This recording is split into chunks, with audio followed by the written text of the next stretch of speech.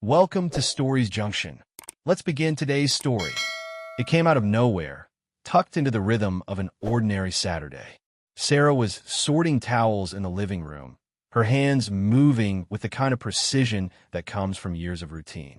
"I think you'd be better off without me," she said, her voice steady, like she was commenting on the weather. No raised tone, no preamble, just a sentence dropped into the air between us.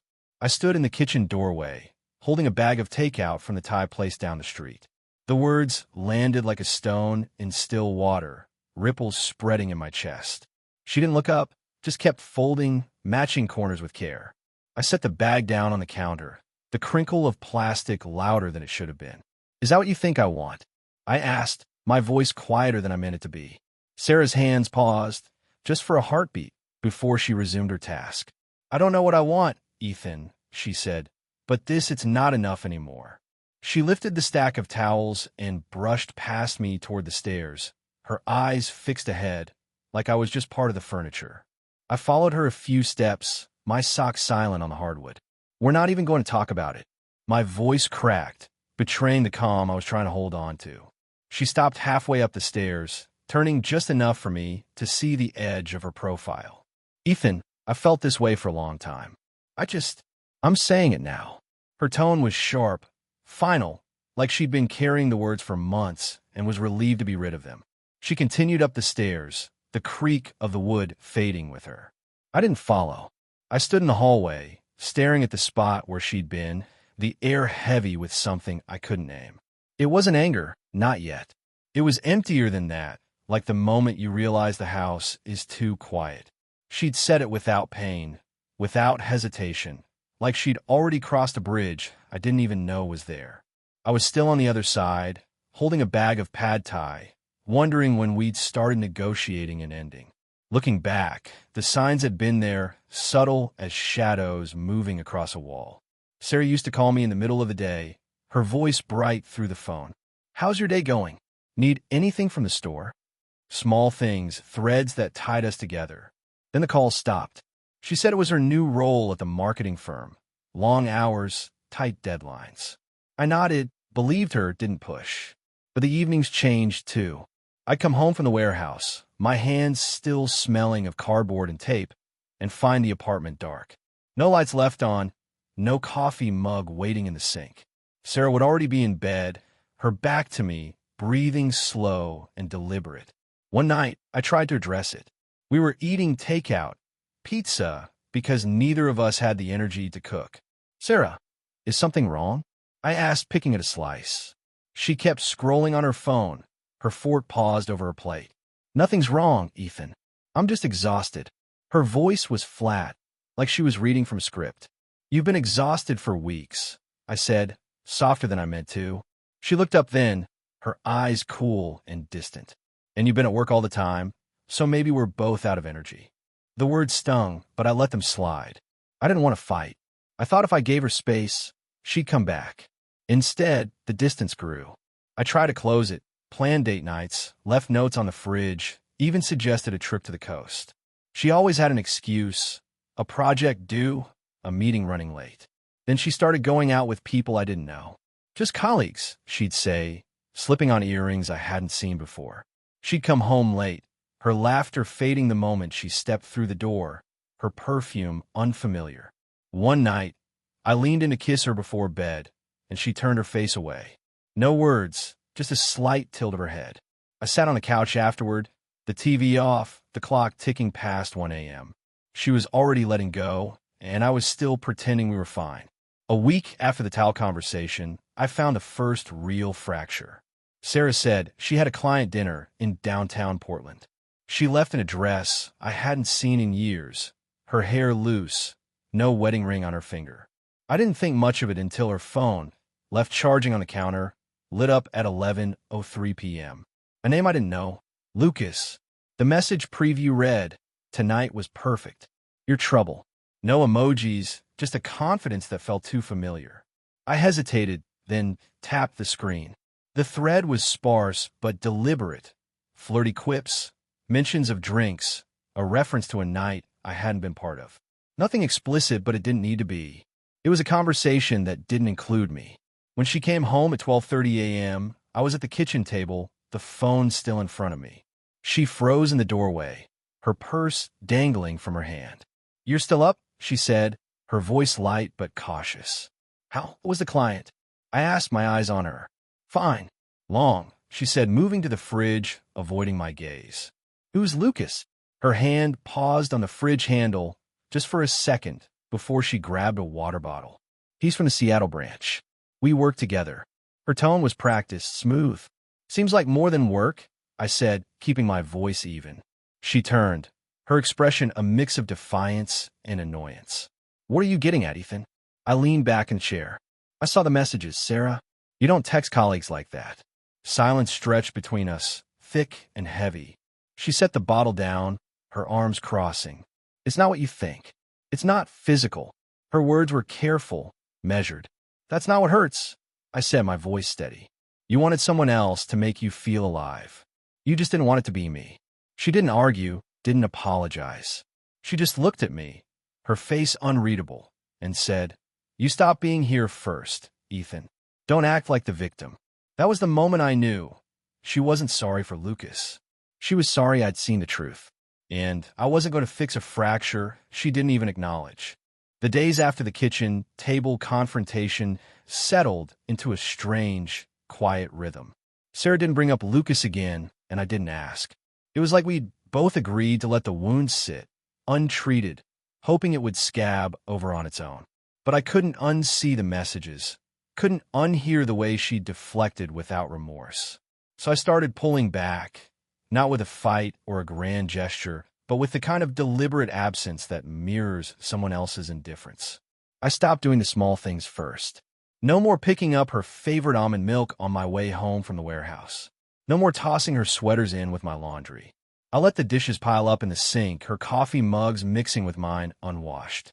At first, she didn't seem to notice, or maybe she thought it was just a phase, a petty reaction to our fight. But by the end of the week, she paused in the kitchen, eyeing the clutter. "Did you mean to skip the trash pickup?" she asked, her tone more curious than accusatory. I glanced up from my phone, sipping coffee. "No, I took care of mine." Her lips parted, but she didn't respond. She just turned away, rinsing her mug in silence. The shift wasn't just in chores. I stopped filling the silences in our conversations, stopped asking how her day went.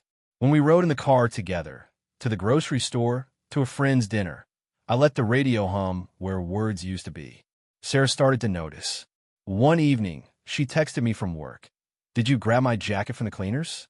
I read it, set the phone down, and didn't reply. When she got home, she stood in the entryway, her bag still slung over her shoulder. "You didn't answer my text," she said, her voice edged with something new.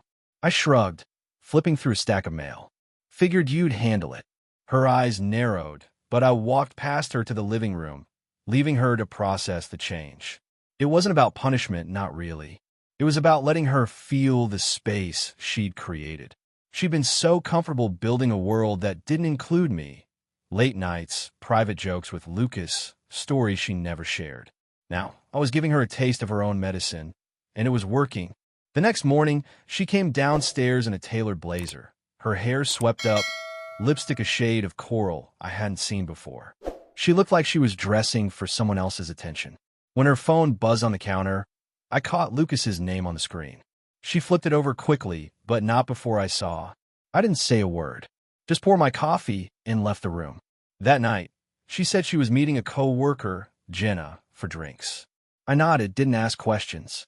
As she slipped on her coat, her phone lit up again, Lucas, twice in 10 minutes. I waited until her car pulled out of the driveway. Then I turned off the front porch light and locked the door. When she got back at 11:45 p.m., she knocked, her silhouette faint through the glass. I opened the door slowly, leaning against the frame. "Forget your keys?"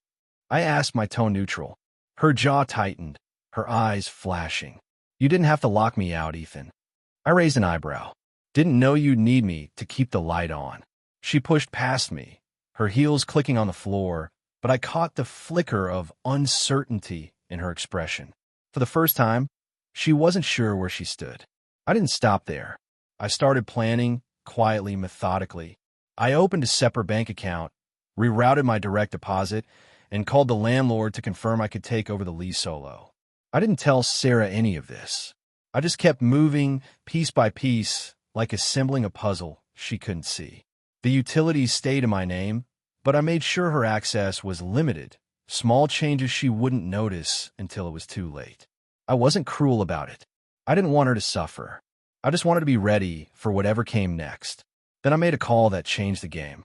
Sarah's brother, Nate, and I had never been close, but we'd always gotten along. A few years back, at a family wedding, he'd pulled me aside with a beer in hand and said, "Sarah's a dreamer, but she's reckless with the things that matter." I hadn't understood him then. Now I did. I dialed his number on a Thursday afternoon, catching him on his lunch break. "Nate, I need a favor," I said, keeping my voice low. "It's about Sarah." He didn't hesitate. "What's going on?" We met the next evening at a diner across town, away from prying eyes. I slid my phone across the table, showing him the screenshots I'd taken. Lucas's messages, Sarah's calendar with dinner entries that didn't match her stories. Nate leaned back, exhaling slowly. "Damn, she's really doing this." "She says it's not physical," I said, my eyes on the table. Nate snorted. "With Sarah, it's never about that at first. It's about the thrill." I nodded, leaning forward. "I'm not asking you to take sides. I just need you to mention Lucas." Casually, enough to make her wonder how his name got out. Nate studied me, a faint grin tugging at his mouth. "You're playing chess, aren't you?" I didn't smile back. "I'm just making sure she knows the boards, not hers alone." He agreed to do it. No questions asked. Within 2 days, Sarah changed. She came home earlier, lingered in the kitchen while I cooked, even offered to order pizza one night. Her laughter was louder, her smiles quicker, like she was trying to rewind something. One evening, she sat closer to me on the couch, her knee brushing mine. "You okay?" she asked, her voice softer than it had been in months. I looked at her, my expression blank. "Are we?" She blinked, her fingers tightening around her glass. "I don't know, Ethan. I want us to be." I didn't respond, just turned back to the TV. Her eyes stayed on me, searching for something I wasn't giving. The next night, she brought it up again, more direct. "Do you think we're okay?" she asked, standing in the doorway as I tied my shoes for a run. I straightened, meeting her gaze. "You tell me, Sarah." She opened her mouth, then closed it, her confidence faltering. For the first time, she looked like someone who realized the ground was shifting beneath her, and I wasn't reaching out to steady her. I stepped past her, out into the cool evening air, and let the door close behind me. The game wasn't over, but the pieces were moving, and Sarah was starting to see she wasn't the only one playing. Sarah's newfound attention was like a spotlight turned on too late, bright, insistent, but illuminating a stage I'd already left. She started cooking again, not just throwing together salads, but real meals. Roasted chicken, garlic mashed potatoes, dishes we hadn't shared in months. She'd set the table with the good plates, pour wine, play jazz through the Bluetooth speaker. One night, she even bought my favorite stout, the one I'd mentioned liking years ago. It was a performance, and she was hitting every mark, smiling at me across the table, asking about my day, laughing at a half-hearted joke I didn't even mean to be funny. But her eyes gave her away. They darted to me when she thought I wasn't looking, searching for a reaction, for proof her efforts were working. I didn't give her what she wanted. I ate the chicken, sipped the wine, nodded at her stories about work. But I kept my answers short, my smiles faint. "This is nice," I'd say, and nothing more. The less I gave, the harder she tried. One evening, she suggested a getaway, just the two of us, maybe a cabin in the mountains. "We need time to reconnect," she said, her voice soft, almost pleading. I looked up from my laptop, where I'd been finalizing a new email account she didn't know about. "Got a big project due?" I said, my tone flat. "I'm working weekends now." Her face fell, just for a second, before she forced a smile. "Since when?" she asked, trying to keep it light. "Since I stopped trying to hold this together alone," I replied, my eyes on the screen. She didn't push, but I saw the flicker of panic in her expression, like a crack spreading across thin ice. Behind the scenes, I was moving faster. I'd already transferred the last of our joint savings to my new account, leaving just enough in the shared one to avoid suspicion. The apartment lease was now in my name only. Our landlord didn't ask questions when I explained we were reorganizing. I canceled the secondary credit card tied to Sarah's name, switched the streaming accounts to a new password, and moved my personal files off her shared cloud drive. Every step was quiet, precise, like dismantling a machine she thought was still running. She hadn't noticed yet, but she would. Soon. Sarah kept up the act. One morning, she lingered in the kitchen while I made coffee, wearing one of my old flannel shirts, the sleeves rolled up. "Did you change the Hulu password?" she asked, her tone casual but her eyes sharp. I poured cream into my mug, stirring slowly. "Yeah." She waited, expecting me to explain. I didn't. "Ethan, come on," she said, forcing a laugh. "What's with the secrecy?" I took a sip, meeting her gaze. "You wanted space, Sarah? I'm giving it to you." Her smile faltered, and for a moment, she looked like she might argue. Instead, she turned away, busying herself with the dishes. I watched her shoulders tense, the first sign she was starting to feel the ground shift.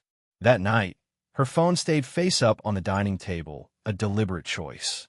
It buzzed once, a call from someone labeled Work Jenna. She let it ring, didn't touch it, her eyes flicking to me like she was proving a point. I didn't react, just kept eating the pasta she'd made. The silence between us wasn't the comfortable kind we used to have. It was a standoff, each of us waiting for the other to break. I knew who was calling. Nate had done his part. 2 days earlier, he'd dropped Lucas's name at a family brunch, casual as anything. "Heard Sarah's been working late with some guy named Lucas," he'd said, loud enough for her to hear across the table.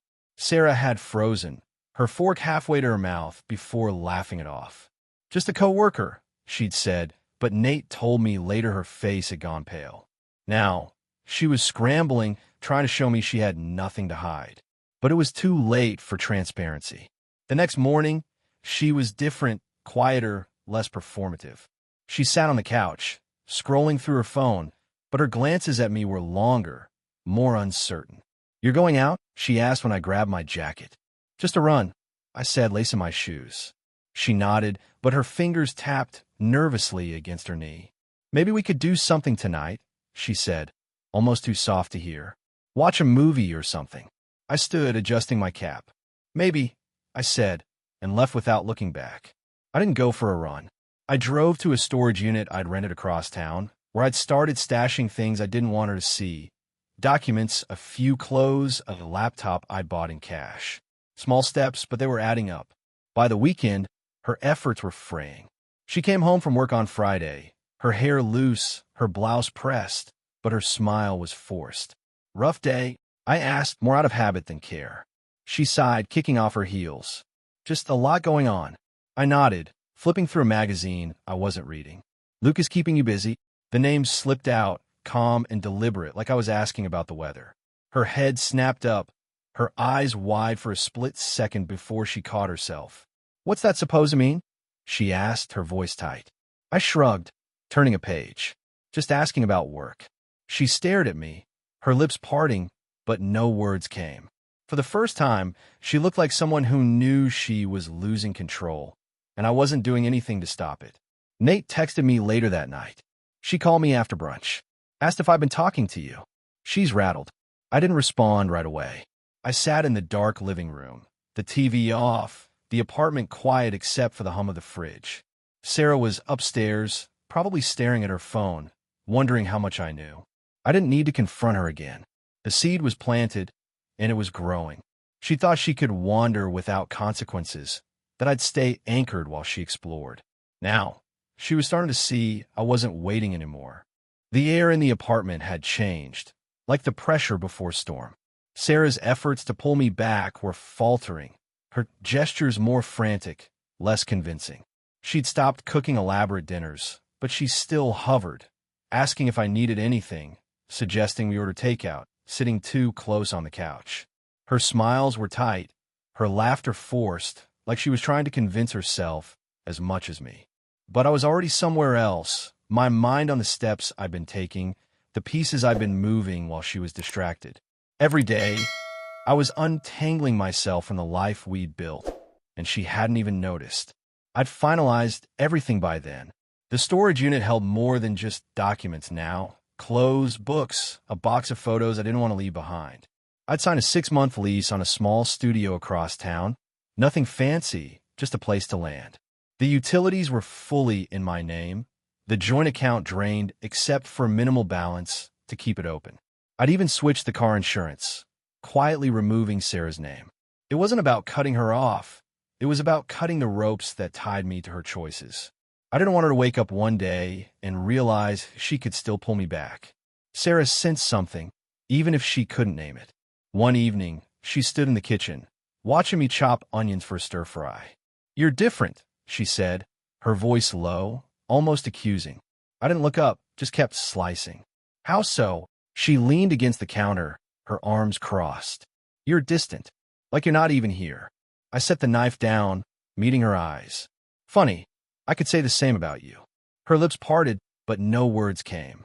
She turned away, grabbing a glass from the cabinet, her movements sharp. I went back to cooking, the silence between us louder than any argument. Her phone was still a constant presence, but she was careful now, keeping it face down, checking it only when she thought I wasn't looking. One night, it buzzed while she was in the shower. Lucas's name flashed on the screen, a text I didn't bother to read. I didn't need to. The fact that he was still there, still reaching out, told me enough. When she came downstairs, her hair damp, she glanced at the phone, then at me. "Everything okay?" she asked, her tone too bright. I nodded, flipping through a book I wasn't reading. "Sure." She hesitated, then sat across from me, her fingers twisting the hem of her shirt. "Ethan, I know things have been rough, but I'm trying." I looked at her, my expression blank. "Trying to start," I said, and left it at that. She wanted reassurance, but I wasn't giving it anymore. Nate's role was paying off more than I'd expected.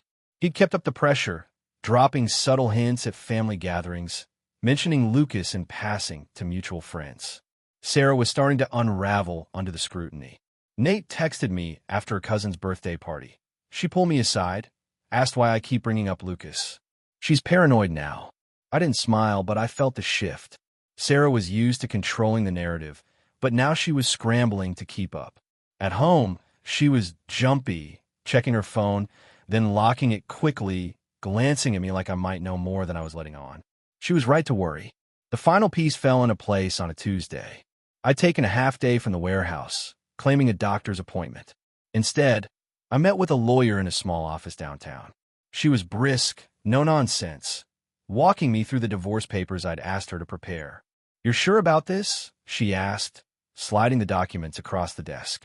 I nodded, signing where she pointed. "No kids, no major assets. It'll be straightforward," she said. I left with the papers in a manila envelope, tucked into my bag like they were just another errand. That night, I hid them in the storage unit, behind a box of old vinyls. I wasn't ready to show my hand, not yet. Sarah's behavior grew erratic. One morning, she lingered in bed, watching me get ready for work. "You're leaving early," she said, her voice soft, almost vulnerable. "Got a meeting." I lied, adjusting my tie. She sat up, pulling the blanket around her. "Ethan, can we talk?" "Really talk?" I paused, my hand on the dresser. "About what?" She swallowed, her eyes searching mine. "About us. About fixing this." I looked at her, calm, steady. "You said I'd be better off without you, Sarah. I'm just taking your advice." Her face crumpled, but I didn't stay to see the rest. I grabbed my keys and left, the door clicking shut behind me. That weekend, she tried one last push. She planned a dinner, invited a couple we used to hang out with, acting like we were still a team. She laughed too loud, touched my arm too often, played the part of a wife who hadn't drifted. Our friends didn't notice, but I did.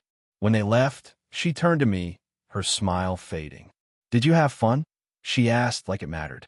I shrugged, stacking plates in the sink. "It was fine." She stepped closer, her voice low. "Ethan, I know I messed up. I'm trying to make it right." I turned, meeting her gaze. "You're trying to save something you already let go." Her eyes welled up, but she didn't argue. She just stood there, the weight of my words settling between us. By Monday, I was ready. I'd booked movers for the following week, scheduled to take my things while Sarah was at work. I'd written a letter, short and clear, to leave on the kitchen counter. I didn't want a scene, didn't need her tears or her promises. I just wanted out. That night, she came home late, her face tired but composed. Long day, I asked, more out of habit than care. She nodded, dropping her bag on the couch. Yeah, meetings. I didn't ask about Lucas, didn't need to. I just watched her move through the apartment, unaware that the life she thought we shared was already gone. I left on a Thursday, while Sarah was at a team meeting across town. The movers arrived at 10 a.m., quiet and efficient, loading my clothes, laptop, and a few boxes of personal items into a small van. I didn't take much, just what was mine, what I needed to start over. The apartment looked almost unchanged when they were done, like I'd been a ghost passing through.